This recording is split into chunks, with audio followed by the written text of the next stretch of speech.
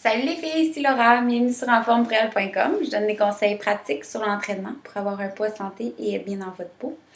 Donc aujourd'hui, en fait, je vous parle des produits organiques. Puis ça, c'est quelque chose que pour moi, c'est pas mon fort. C'est-à-dire que je m'attarde pas trop à ça. Mais aujourd'hui, j'en apprends autant que vous. Là. J'ai fait mes petites recherches de mon côté. Puis je vous explique un peu ce que j'ai appris, ce que j'ai découvert. Puis j'espère que ça va vous aider puis vous éclaircir parce qu'en ce moment, tout le monde dit organique, c'est beaucoup mieux. Là, tu vois partout, mais partout, les choses biologiques, organiques.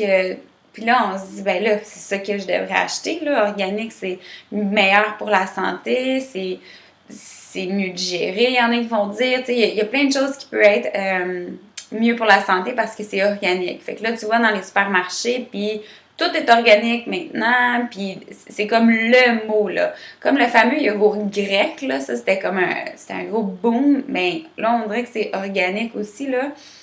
Faut essayer de différencier c'est quoi la différence, est-ce que c'est vraiment mieux ou non.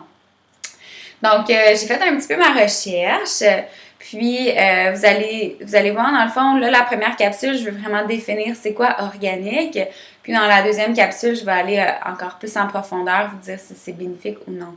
Donc, un produit dit organique, c'est que faut que sa matière, faut que ça soit 95% de matière organique et plus pour qu'il soit écrit organique sur le produit.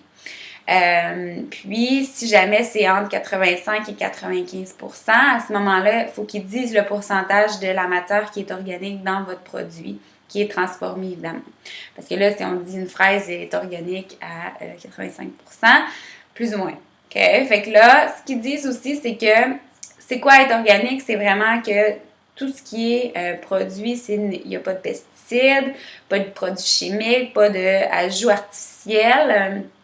Par contre, il y a certains pesticides qui peuvent être utilisés et quand même être considérés organiques. OK? Fait que c'est pas genre full naturel, pas de pesticides, tout ça. Non, il y en a quand même. OK?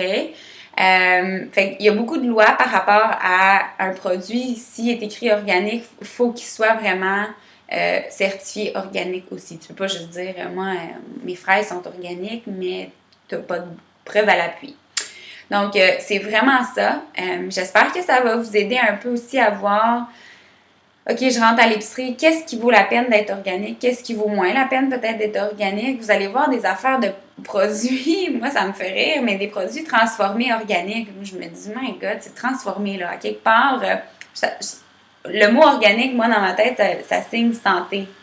Je pense que ça signe santé pour beaucoup de personnes aussi. Mais quand tu vois des produits, hey, comment faire des muffins organiques, moi dans ma tête, ça vient pas me chercher, ben. Fait que dans la deuxième capsule, je vais vous expliquer un peu mon processus derrière tout ça et je vais vous expliquer si c'est bon ou si ça vaut la peine, dans le fond, de manger plus organique que pas organique. Donc, je vous reviens dans 2 petites secondes avec la deuxième capsule. À tout de suite.